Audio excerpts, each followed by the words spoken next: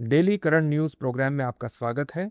आज का विषय है भारत के तितली परिवार को मिला एक नया सदस्य।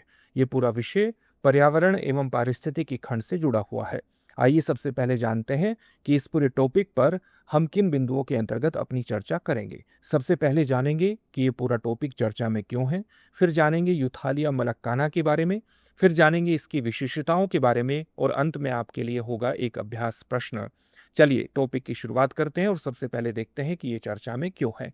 हालिया खबरों के अनुसार अरुणाचल प्रदेश के लेपराडा जिले में यूथालिया मलक्काना की पुष्टि के साथ भारत के तितली परिवार में एक उल्लेखनीय नया सदस्य जुड़ गया है। आगे बढ़ने से पहले आपके लिए एक सूचना है और सूचना ये है कि दृष्टि आईएएस की नोएडा शाखा में हमारा IAS-GS फाउंडेशन बैच प्रारंभ हो रहा है।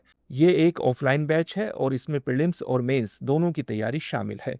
हिंदी माध्यम से जुड़ा हुआ बैच 9 जून से प्रारंभ होगा, जिसका समय होगा दोपहर 3 बजे, और इंग्लिश मीडियम का बैच 4 जून से प्रारंभ होगा, जिसका समय होगा सुबह 8 बजे।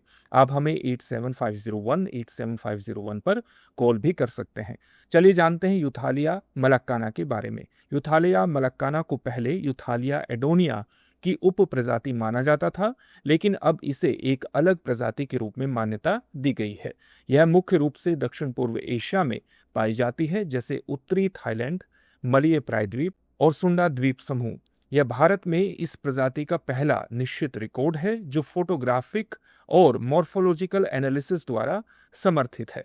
आइए अब जानते हैं इसकी विशेषताओं के बारे में।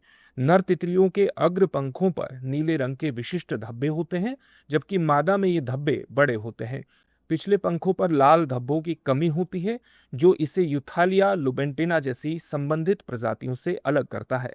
बता दें कि यह खोज ई मलक्काना के ज्ञात क्षेत्र को भारत ऑस्ट्रेलिया क्षेत्र तक विस्तारित करती है। आइए अब देखते हैं आज के अभ्यास प्रश्न को। यूथालिया मलक्काना के संदर्भ में निम्नलिखित कथनों पर विचार कीजिए। पहला कथन है, इसे पहले यूथालिया एडोनिया की उप प्रजाति माना जाता था। दूसरा कथन है, यह मुख्य रूप से दक्षिण पूर्व एशिया में पाई जाती है।